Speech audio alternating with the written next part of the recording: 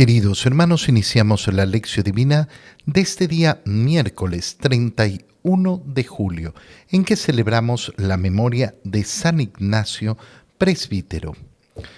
Por la señal de la Santa Cruz de nuestros enemigos, líbranos, Señor Dios nuestro, en el nombre del Padre, y del Hijo, y del Espíritu Santo. Amén. Señor mío, Dios mío, creo firmemente que estás aquí, que me ves, que me oyes. Te adoro con profunda reverencia, te pido perdón de mis pecados y gracia para hacer con fruto este tiempo de lección divina. Madre mía Inmaculada, San José, mi Padre y Señor, Ángel de mi guarda, interceded por mí. En la primera lectura de este miércoles continuamos leyendo el libro del profeta Jeremías. Leemos el capítulo 15, versículo 10 y 16 al 21. Ay de mí, madre mía, ¿por qué me engendraste para que fuera objeto de pleitos y discordias en todo el país? A nadie debo dinero, ni me lo deben a mí, y sin embargo, todos me maldicen. Siempre que oí tus palabras, Señor, las acepté con gusto. Tus palabras eran mi gozo y la alegría de mi corazón, porque yo defendía tu causa, Señor, Dios de los ejércitos. No me senté a reír con los que se divertían, forzado por tu mano me sentaba aparte, porque me habías contagiado con tu propia ira, porque mi dolor no acaba nunca y mi herida se ha vuelto incurable. ¿Acaso te has convertido para mí, Señor, en espejismo de aguas que no existen? Entonces el Señor me respondió: si te vuelves a mí, yo haré que cambies de actitud y seguirás a mi servicio. Si separas el metal precioso de la escoria, seguirás siendo mi profeta. Ellos cambiarán de actitud para contigo y no tú para con ellos. Yo te convertiré frente a este pueblo en una poderosa muralla de bronce. Lucharán contra ti, pero no podrán contigo, porque yo estaré a tu lado para librarte y defenderte, dice el Señor. Te libraré de las manos de los perversos, te rescataré de las manos de los poderosos. Palabra de Dios. Lo que presenta Jeremías ante Dios es una queja por el cansancio de no ver que las cosas cambien. Eso es lo que le está sucediendo al corazón del profeta Jeremías. Y es muy, muy bello ver cómo funciona esa indignación en el corazón, que es lógico sentirla. Sí, por supuesto. Cuando tenemos en nuestro corazón el anhelo de la verdad, cuando tenemos en nuestro corazón el anhelo de la justicia, cuando tenemos en nuestro corazón el anhelo del bien, ¿qué ocurre cuando enfrentamos todo lo contrario? Que nuestro corazón se llena de indignación, pero tenemos que saber muy bien cómo afrontar esa indignación para que esa indignación no se vaya a convertir ni en amargura y mucho peor en odio, porque ese no es el camino del Señor. Ese no es el camino de aquel que quiere efectivamente seguir al Señor. ¿Cómo comienza la lamentación, la queja de Jeremías? ¡Ay de mí, madre mía! ¿Por qué me engendraste? Es decir, Jeremías está lamentando su propia vida, su propio nacimiento, su propia existencia, el haber venido al mundo. ¿Para qué me engendraste? Para que fuera objeto de pleitos y discordias en todo el país. Claro, la misión profética, ¿a dónde nos conduce? Nos conduce a estar en contra del mundo, a ser una piedra para el mundo, una piedra que molesta. Y Jeremías lo que está experimentando es eso. ¿Por qué al proclamar la verdad, por qué al cumplir la misión profética, lo que se genera es no la atención de los corazones y la conversión de los corazones, sino que se genera el contrario, la ira, el odio hacia aquel que proclama la palabra de Dios, A nadie debo dinero, ni me lo deben a mí. Sin embargo, todos me maldicen. Es decir, yo no he hecho ninguna ofensa, no le debo a nadie, no me deben tampoco a mí. ¿Y por qué entonces me maldicen? Porque la proclamación de la palabra de Dios enfurece, enfurece al mundo, enfurece a muchos. Cuando nosotros vemos que el mundo se siente cómodo con la predicación del Evangelio, hay que tener mucho cuidado. Cuando todos alaban la predicación del Evangelio, entonces muy probablemente significa que no estamos proclamando el Evangelio, que no estamos anunciando la verdad de nuestro Señor, sino que estamos acomodando un discurso revestido de Evangelio, pero lo estamos acomodando para el mundo, para que el mundo se sienta cómodo. Siempre oí tus palabras, Señor, y las acepté con gusto. Tuve esta conducta. Este es el reclamo de Jeremías hacia el Señor. Tus palabras eran mi gozo y la alegría de mi corazón. ¿Por qué? Porque yo defendía tu causa. Yo estaba defendiendo tu causa. ¿Y eso a qué me llevó? Apartarme de las cosas del mundo. No me senté a reír con los que se divertían, y forzado por tu mano me sentaba aparte. ¿Por qué? Porque me habías contagiado con tu propia ira. Qué frase más preciosa. Me habías contagiado con tu ira. Es decir, esa indignación que nace no porque la ofensa sea a mí, sino por la incapacidad que uno ve en el mundo de escuchar la palabra de Dios, de atender la palabra de Dios, de recibir efectivamente esa palabra de Dios. Ser contagiado con la misma ira de Dios significa tener los mismos sentimientos del corazón de Dios, y eso es algo que tú y yo tenemos que buscar siempre. Que a mí me agrade lo que le agrada a Dios y me desagrade lo que a Dios le desagrada. ¿Por qué mi dolor no acaba nunca y mi herida se ha vuelto incurable? ¿Por qué este trabajo de profeta, por qué este estar cerca del Señor produce en mí tanto dolor? Y entonces viene la respuesta del Señor. Si te vuelves a mí, yo haré que cambies de actitud. Haré que esta amargura a la que estás llegando cambie profundamente para seguir en mi servicio. Si separas el metal precioso de la escoria, es decir, si sabes ver bien qué es lo precioso y qué es la escoria, ¿qué significa? No poner en duda la palabra del Señor, que es el tesoro, lo precioso. No quedarte viendo simplemente las acciones del mundo. No quedarte simplemente diciendo, ay, pero ¿por qué no cambian? ¿Por qué no cambian los demás? ¿Por qué no hacen lo que deben hacer? Tú preocúpate en primer lugar de tú hacer lo que tienes que hacer, de tener la actitud correcta que tienes que tener. De ahí ellos cambiarán de actitud para contigo y no tú para con ellos. Pero eso no significa que vayan a cambiar totalmente. Yo te convertiré frente a este pueblo en una poderosa muralla de bronce. Seguirán luchando contra ti, pero no podrán contigo. Yo estaré a tu lado para librarte, defenderte. Te libraré de la mano de los perversos, te rescataré de los poderosos. Es decir, las contrariedades que está experimentando Jeremías, el Señor no le promete quitárselas. No es que se van a acabar.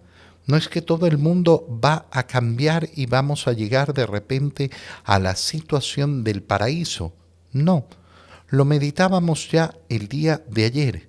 La verdadera esperanza no nace en creer que el mundo se va a convertir en un lugar de paz, de justicia absolutos y total. No, eso no va a ocurrir, sino en el modo en que mi corazón lleno de esperanza siempre va a estar luchando en la causa del Señor. En el Evangelio, leemos el Evangelio de San Mateo, capítulo 13, versículos 44 al 46. En aquel tiempo Jesús dijo a la multitud: el reino de los cielos se parece a un tesoro escondido en un campo.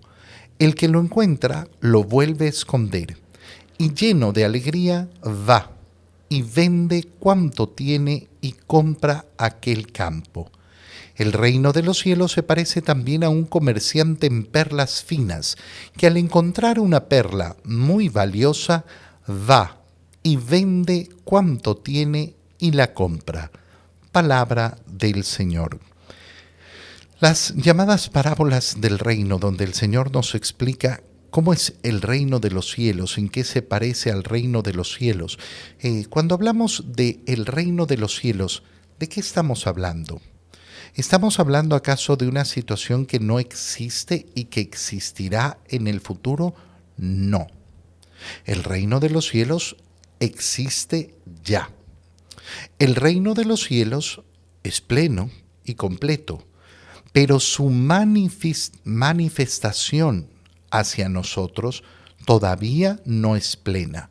El reino de los cielos ya está entre nosotros, desde la venida de nuestro Señor Jesucristo, pero su manifestación plena, la plenitud del reino de los cielos, solo se dará en el día final, solo se dará a partir de entonces. No, a nosotros no se nos invita a participar de una realidad que no existe, no, se nos invita a participar de una realidad que ya existe y que se manifestará de manera completa para nosotros a partir de la parusía, es decir, a partir de la segunda venida de nuestro Señor. Y entonces, fíjate cómo analizamos desde ahí esa parábola del reino. El reino de los cielos se parece, es decir, está haciendo una comparación. Las comparaciones nunca son perfectas, sirven para acercarnos a la verdad, pero no son idénticas. Por eso la palabra se parece, es similar a, es parecido, pero no es esta la realidad. Nos permite a través de esta comparación tener una imagen más clara de lo que es aquello de lo que estamos hablando, en este caso del reino de los cielos. ¿Se parece a qué? En primer lugar, a un tesoro. Desde muy pequeños, la imagen de los tesoros nos llaman mucho la atención. Es algo natural que el ser humano tenga anhelos de conseguir tesoros. ¿Cuál es el gran problema? El gran problema es que nosotros podemos confundir lo que es verdaderamente un tesoro y poner nuestros ojos simplemente en lo que no tiene verdadero valor.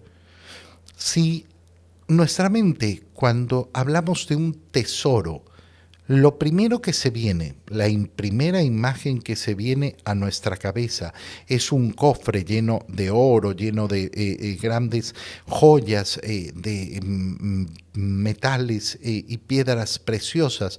Bueno, entonces tenemos una mala idea de tesoro. Esa es la idea de tesoro que nos impone el mundo. El tesoro verdadero no va a estar ahí. El tesoro verdadero está empezando por nuestra propia existencia, por nuestra propia vida. La existencia de los demás, especialmente de aquellos de los cuales mi vida está unido. El tesoro de mi familia, el tesoro de mi padre, el tesoro de mi madre, el tesoro de mis hermanos, el tesoro de mi esposa, de mi esposo, de mis hijos, el tesoro de mis amigos, el tesoro de la vida que llevo, el tesoro de mi inteligencia, el tesoro del bien que puedo conseguir a través de mis decisiones, a través de mi libertad. Entonces tengo que, en primer lugar, limpiar esa imagen de tesoro. Tesoro es lo que vale la pena. Esta es la primera imagen con la que se compara el reino. es un tesoro y un tesoro vale la pena. Pero resulta que, agrega el Señor, es un tesoro escondido. Es un tesoro escondido, no está a la vista. Y entonces efectivamente podemos ver cómo las personas a lo largo de la historia siempre han gustado de esta idea de poder descubrir el tesoro. Nosotros lo seguimos viviendo hoy en día y el mundo explota el deseo de encontrar el tesoro escondido. Fíjate solamente en el tema de las ofertas. Las ofertas están basadas justamente en el deseo que tiene el corazón humano de encontrar el tesoro escondido. Y por eso es que sentimos esa inclinación a no desaprovechar las ofertas. ¿Cómo no voy a aprovechar si está en tremenda oferta, si está en tremenda rebaja, si son los días especiales? Y el corazón, ¿qué cree? Que ha ganado un tesoro al pagar menos por ese bien. Y ya sabemos que todo eso es simplemente una manera fantasiosa de jugar con nosotros. ¿Para qué? Para incentivar, lógicamente, el consumismo. Bueno, el tesoro del reino de los cielos está escondido porque no está a la vista, porque no lo podemos ver, así de simple. ¿Y qué requiere encontrar el tesoro? Bueno, requiere efectivamente un esfuerzo de nuestra parte, y esa es la segunda parte. Ese tesoro escondido en un campo, el que lo encuentra, ¿qué hace? Lo vuelve a esconder y, lleno de alegría, va y vende cuanto tiene y compra aquel campo. ¿Qué es lo que nos está diciendo el Señor? Nos está diciendo algo muy sencillo. Mira, no todos ven el tesoro. El que lo encuentra tiene que hacer un ejercicio de sacrificio, darse cuenta que esas otras cosas que tiene no tienen el valor del tesoro. De hecho, no se venden las cosas para comprar el tesoro, se venden las cosas para comprar el campo. ¿Dónde está el tesoro? Es decir, yo no puedo alcanzar con mis propias riquezas, con mis propias actitudes, con mis propias virtudes, el precio del tesoro. No, no lo puedo alcanzar. ¿Qué puedo alcanzar? El campo, es decir, el lugar del trabajo. Dejo todo lo demás para trabajar, para ser propietario de ese lugar donde está el tesoro, para que esté bajo mi propiedad. Qué bonito es entender que el Señor lo que nos invita es a poner prioridades a través de la renuncia y el sacrificio, de tal manera que el tesoro esté en mi campo, en mi vida. Esto es lo que yo puedo hacer. Puedo efectivamente llevar una vida donde el tesoro esté dentro de mi propiedad, dentro de mi vida. No va a depender de nadie más y requiere sacrificio. Vender las otras cosas, poner las otras cosas de lado. Es que yo no quiero dejar esto, ni esto, ni esto. Bueno, entonces no voy a poder acercarme verdaderamente al tesoro que es el reino de los cielos. Fíjate cómo lo agudiza más, lo explica todavía más en la segunda parábola. El reino de los cielos se parece también, de nuevo, comparación, a un comerciante en perlas finas, alguien que conoce el valor de la perla. Ya no es el tesoro que simplemente me encontré y que todos saben que es un tesoro. A mí me puedes presentar una perla falsa y una perla verdadera y no voy a tener idea de cuál es cuál. No tengo la más remota idea, pero el tesoro se descubre. ¿Por qué? Porque es un comerciante en perlas finas, es decir, sabe lo que vale la pena, sabe lo que es bueno. Y al encontrar una perla de valor, de nuevo, va y vende todo cuanto tiene, Piénsalo con un solo ejemplo. Por la Eucaristía, ¿qué estoy dispuesto a dejar? Si yo sé reconocer ese tesoro escondido, escondido en la forma de un pan, ¿qué estoy dispuesto a vender, a dejar a un lado, para poner como prioridad esa perla preciosa, para tenerla? Para tenerla. ¿Por qué? Porque sé su valor. Te doy gracias, Dios mío, por los buenos propósitos, afectos e inspiraciones que me has comunicado en este tiempo de lección divina. Te pido ayuda para ponerlos por obra. Madre mía Inmaculada, San José, mi Padre y Señor, Ángel de mi guarda, interceded por mí. María, Madre de la Iglesia, ruega por nosotros. Que el Señor los cuide, los protege y los bendiga en el nombre del Padre, y del Hijo, y del Espíritu Santo. Amén. Un muy feliz día para todos.